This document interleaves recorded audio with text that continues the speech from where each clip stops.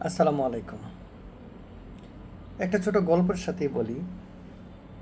একজন মা চিল্লাচিল্লি করছে, কান্নাকাটি করছে। প্রতিবেশী জিজ্ঞেস করলো, "কি গো খালা, কি হয়েছে?"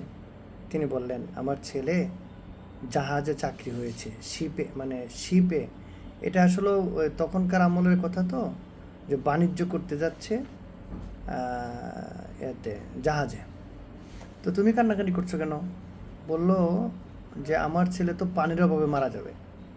তো সবাই হা হা করে হাসলো যে, "সমুদ্রে কি পানির অভাব আছে?" তখন ওই মা বলল যে, আমার ছেলে একটু পানি যে নিয়ে খাবে সেরকম যোগ্যতা অর্জন করেনি, আলালের দুলাল। তো ও তো পানির অভাবে মারা যাবে। তো বিষয়টা হচ্ছে হাস্যকর। ব্রিটিশ ভাগাভাগির পরবর্তী এ পর্যন্ত বিদ্রোহীরা বা মাতৃপ্রেমের প্রেমিকরা রক্ত জীবন দিয়েছে বহুবার। 1952 সালে ভাষার জন্য যখন জীবন দেয়, আমরা রফিক, বরকাত, জব্বার তাদের প্রতি শ্রদ্ধা রেখে বলছি, সেক্ষেত্রে অনেক লোক মারা গিয়েছিল, শুধুমাত্র কয়েকজনের নাম এসেছে। একথা পরিষ্কার যে বিজয়ীদের দ্বারা লেখা ইতিহাস কখনো সঠিক স্থান পায় না। আমরা এখন মুক্তিযুদ্ধদের দেখতে পাচ্ছি স্বচক্ষে, আমাদের পরবর্তী প্রজন্ম এসে দেখতেও পাবে না। সুতরাং সঠিক মুক্তিযুদ্ধের ইতিহাস আমরা জানি না। এটা আমাদের জন্য লজ্জাকর, জাতির জন্য লজ্জাকর। এবং ইতিহাস থেকে আমরা কি শিক্ষা নিব? ভুলে ভরা ইতিহাস। আচ্ছা, যে জন্য আপনার প্রথম গল্পটা বলা, সেটা হলো এই 56 বছরের ইতিহাসে আমরা বহু জ্ঞানীগুণী এবং মর্যাদাশীল এবং এলিট পরিবারের প্রধানমন্ত্রীরা এই দেশ চালিয়েছে। একেবারে কষ্টে নেলসন ম্যান্ডেলার মতো, সাদ্দাম হুসাইনের মতো, চাইনিজের প্রেসিডেন্টের মতো, সাউথ কোরিয়ার প্রেসিডেন্টের মতো, জাপানের প্রধানমন্ত্রীর মতো, ইউকের প্রধানমন্ত্রীর মতো, যে প্রধানমন্ত্রিত্ব যেদিন শেষ করেছে সাইকেল চালিয়ে চলে গিয়েছে, অথবা জীবনটাকে কষ্টে দুঃখে বড় হয়ে আপনার রাজনীতি করে প্রধানমন্ত্রী হয়েছে, এরকম আমরা একজনকেও পাইনি। যার কারণে এই জাতির ভাগ্য পরিবর্তন হয়নি। আলালের দুলাল সমস্ত প্রধানমন্ত্রী পেয়েছি আমরা। যাই হোক, আমরা বলতে চাই যে বড় বড় গল্প করে লাভ নেই।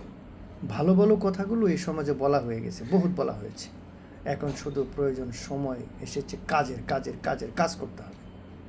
বর্তমান প্রধানমন্ত্রী দীর্ঘদিন দেশের বাইরে থাকার কারণে তার চালনে চলনে কিছু পরিবর্তন এসেছে, কিন্তু উনি রাষ্ট্র পরিচালনাকারীর দায়িত্বে বড় বড় চেয়ারে এমন সব লোক বসিয়ে রেখেছেন যাদেরকে বাংলাদেশের মালিক জনগণ মেনে নিতে পারছে না।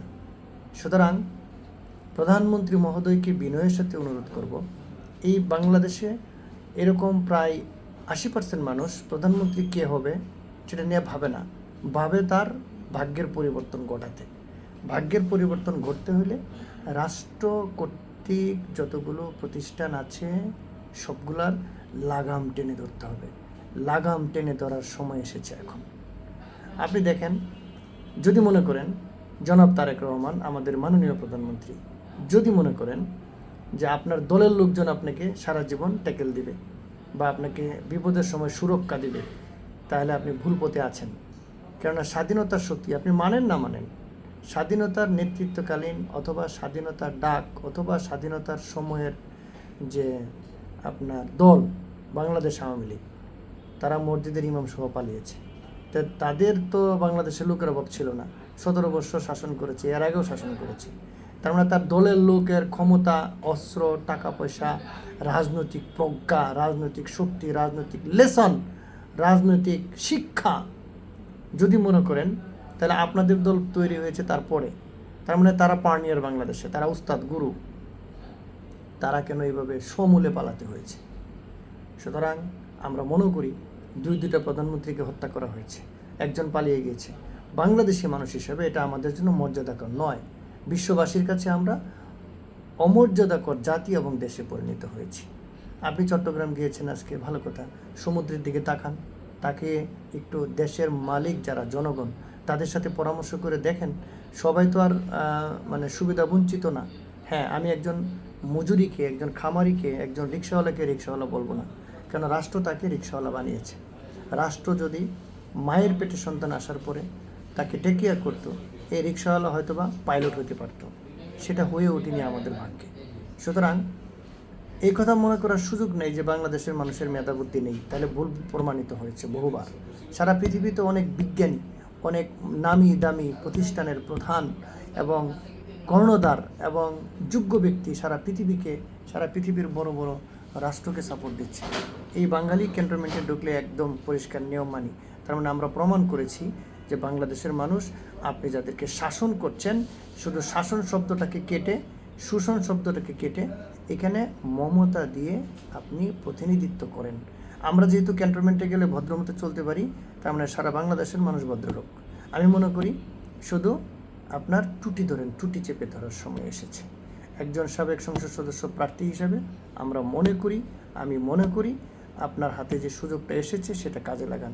কেয়ারটেকার গভর্নমেন্ট সারা মানুষের, বাংলাদেশের জন্মগ্রহণকারী সকল, সারা পৃথিবীতে যত মানুষ আছে যারা বাংলাদেশে জন্মগ্রহণ করছে, বাংলাদেশি, সবাই মনে করেছিল প্রফেসর ইউনূস সাহেব আমাদেরকে একটা ভালো কিছু দিবে। আমি তখন 100 জনের নামের একটা তালিকা লিখেছিলাম যে আগামী ইন্টারিয়ার যে গভর্নমেন্টটা 6 মাস বা 1 বছর এরা চালাবে, তার মধ্যে ওনার নামও ছিল। তার মানে আমেরিকার সাথে যে চুক্তিটা করেছে এটা জাতিকে হতাশ করেছে। আদৌ আপনি একজন বাংলাদেশি যুবকদের আইডল, কেননা আপনার বাবা প্রধানমন্ত্রী ছিল, আপনার বাবা সেনাপ্রধান ছিল, আপনি প্রেসিডেন্টের সন্তান, আপনি 3 বারের প্রধানমন্ত্রীর সন্তান। আপনার কাছে মানুষের আশাটা একটু বেশি থাকবে, এটাই স্বাভাবিক। আমরা দ্বিত্বহীন ভাষায় পরিষ্কারভাবে বলতে চাই যে সারা বাংলাদেশের প্রত্যেকটা অঞ্চলে যারা দেশের মালিক তাদেরকে বলুন নাগরিক কমিটি গঠন করতে, যেখানে কোনো কোন দল লোকজন থাকবে না, সেখানে সাধারণ নাগরিক থাকবে। যেখানে ভুল ত্রুটি হবে, যেখানে আপনার অথবা আপনার দলের বাহিরের যারা বিশৃঙ্খলাকারী, যেখানে দুর্নীতি হবে, যেখানে খারাপ কিছু হবে, যেখানে উন্নয়নের পা টেনে ধরবে হাডুডু খেলার মতো, তাদেরকে ধরেন একটা ইউনিয়নে একটা অন্যায় কিছু ঘটেছে, সরকারি কর্মকর্তা অন্যায় কিছু করেছে, নাগরিক সেবা পায়নি, তারা হাতে হাত ধরে একটা ছোট্ট মানববন্ধন করবে, বস্তুনিষ্ঠ তথ্যটা তুলে ধরবে, আপনি সাথে সাথে অ্যাকশান নেবেন, লাগাম টেনে ধরবেন। যদি তা না পারেন এর দায়টা আপনাকে নিতে হবে। কারণ বাংলার মানুষ এখন 4 দোকানে রাজনীতি শিখে ফেলেছে, ছোট ছোট বাচ্চারা, তারাও শিখে ফেলেছে জীবন কীভাবে দিতে হয় দেশের জন্য। সুতরাং ভাবার সুযোগ নেই যে আগামীতে যা ইচ্ছা তাই করে মানে ক্ষমতা টিকিয়ে রাখতে পারবেন, এটা ভাবার কোনো সুযোগ নেই। আমরা চাই না বারবার, এই যে মানুষের একটা চোখ উঠে গেল সিলেটে, আপনি কী ব্যবস্থা নিয়েছেন জাতি জানতে চাচ্ছে। একটা চোখ উঠিয়ে ফেলেছে, আপনার চোখের মূল্য আছে, ওর চোখের মূল্য নেই, সবারই মূল্য আছে, বেঁচে থাকার অধিকার সকলেরই আছে।